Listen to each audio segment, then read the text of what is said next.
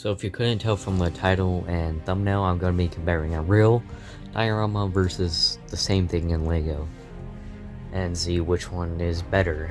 So I'm going to do it based on design, build quality, effort, value, opinion, and then the total amount to see which one's actually better. But which of these, what do they actually mean? So design, which one looks better? Pretty simple. Build quality, sturdiness / gaps, effort, how much time it takes to build, and then the skill needed to build it, and then value is basically the price. But I think before we start getting into them, we should understand them a little bit better. So coming a little closer, you can see how good this looks. So basically it's just a hill with a waterfall. So yeah. The sides are unfinished. And there's a few things that don't look the best in this, but yeah. And I built that using this kit. It costs like $25, however, there's more on that. I'll get to that in the value category, but yeah. The thing is, well, I'll talk about it later. Then here's the Lego one. It's a lot heavier. But yeah, I just try to. So I built that one first and then replicated it with this Lego model. So yeah. I thought while I'm going over them, I can go over the things that the Lego model falls short on. So first of all, I felt it was fair since that one didn't have sides finished. I wouldn't have to spend extra time and pieces finishing these sides. So yeah, just to make it a little bit more fair.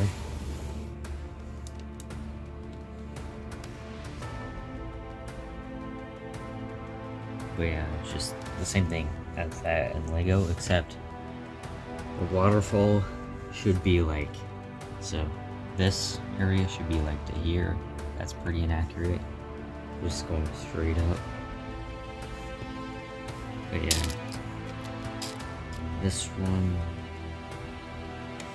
costs, like, I did a rough estimate of the parts, made sure to do the special, like the most expensive parts separately and all the studs separately, but I just multiplied it by 9 cents, I think. Came to around $130 after everything. But yeah, now let's get started on our first category. So now that we have a basic understanding of each model, let's get into the first category, which is design. So first, starting off with the real diorama, you can see how it's just so much more accurate than the Lego one. So, I mean, look how much detail you can get. I mean, with the Lego one, you're limited by, like, the smallest measurement you can get in the Lego one is like the 1x1 stud, so you're limited by size. But in here, you can basically go as small as you want or as big as you want. Another really good thing about this is the shape. It's so smooth and, well, I mean, compare this to this. The Lego one is so much more blocky, and even though I tried my best to smooth this out, I eventually ran out of pieces. It's still pretty blocky. Another thing with this one is it has much more colors. Like, it transitions so well. All over here, just light green, green, dark green. So yeah, that's not good. However, this one isn't perfect. For example, the water is just like a blue line.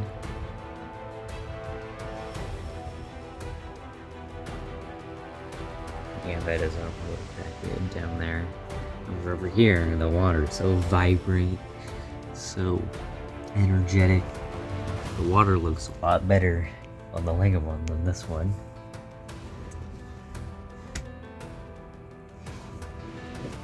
Another shortcoming is the gaps, which is more build quality, but yeah.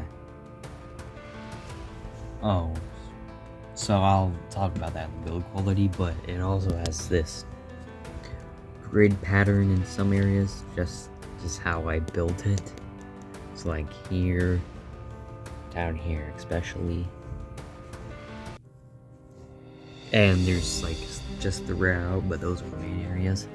That isn't present on the Lego one, obviously. But now let's look at the Lego one. What does it have going for it?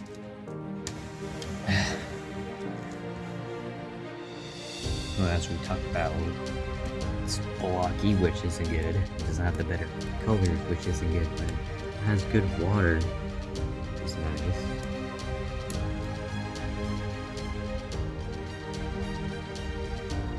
Another thing that this one has over it has better shaping.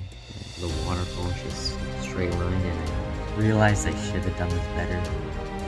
This line should be up to here, but I didn't do that, so that's a plus for that one. Right now, I just want a straight line. But I'm gonna put this in design. Yeah, I feel like it fits in design.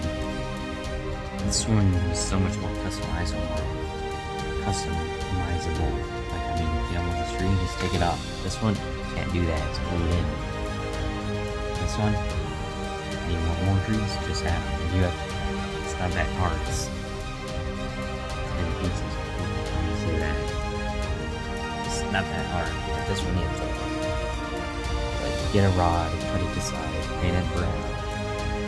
Glue it in, which takes a while, and then add the leaves, which takes more time. So yeah, and also, I mean, if you want minifigures, you can just add. This one is so much more customizable than that one. I mean, that one is rock solid. This one, if you don't like something, you just break it apart. So that's a big plus to this. I mean, that's really all it has going for it. So, yeah. Despite that big plus to the Lego one, I'm going to have to give design to the real one. So, pulling out my Great Britain pen. Design's going to have to go to real. So, now, next category, build quality. Which is sturdiness and gaps.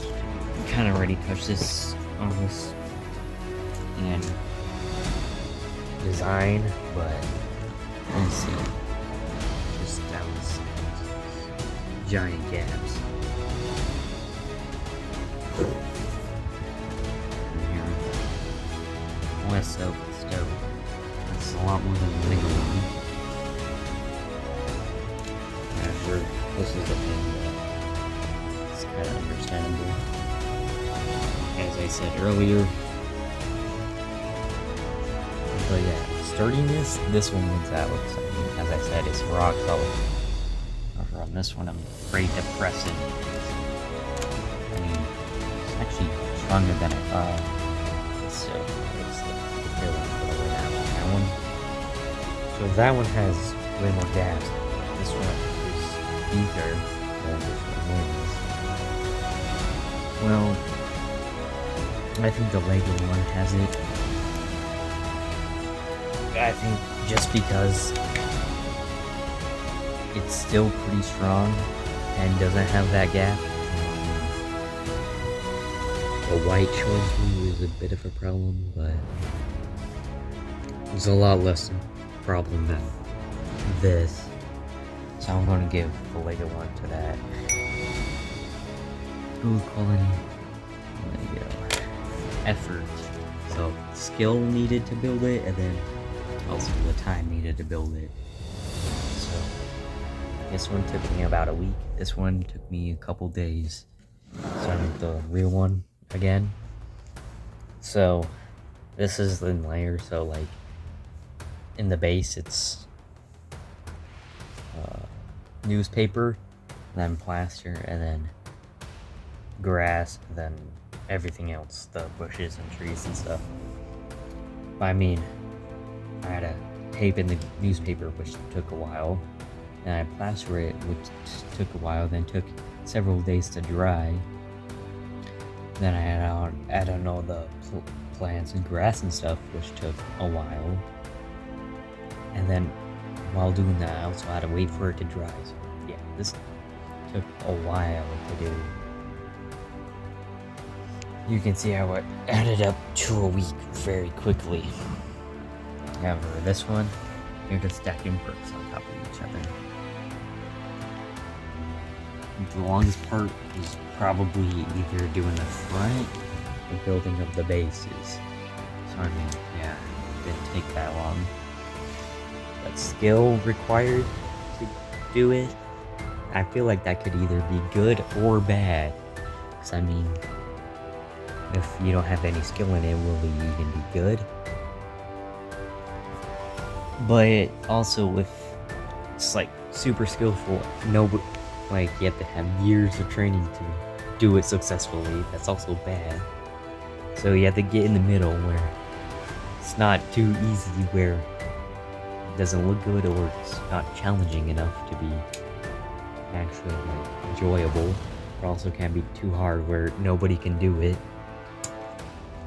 So honestly, based on that, I'd rather give it to the Lego one. I mean, it's way easier to stack in bricks, but I didn't really use any complex techniques, but you can get pretty complex when you want to. Or in dioramas, this is my first diorama I already made, and as you can see, it's pretty decent. I mean, pretty easy to pick up. So I feel like it's on the easier end, while this one is in the middle. You can go as easy as you want or as difficult as you want. So this one is more inclusive to everybody. This one, I feel like once you do a bunch of these, it would get boring, but I can't tell that, but that's just what I think will happen. So build effort has to go to the later one.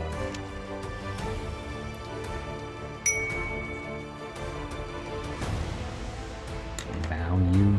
Okay, so this one costs. So this one, this kit costs. The kit costs $25, and then I also have paint.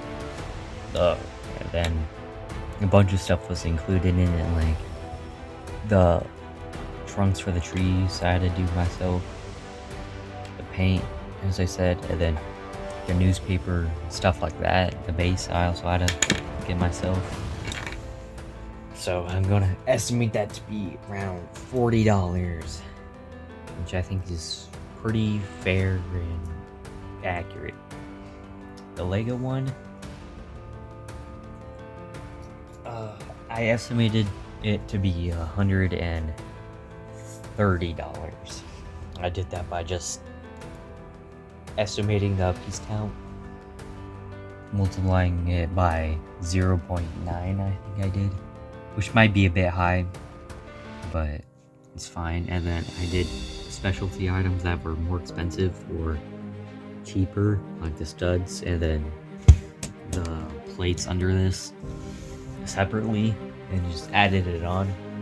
Ever since this is an estimate, this can be give or take like $10, I would say. So now, which one's better? $40 for a better looking build, or $130 for respectable item? But I mean, obviously, the real one's better.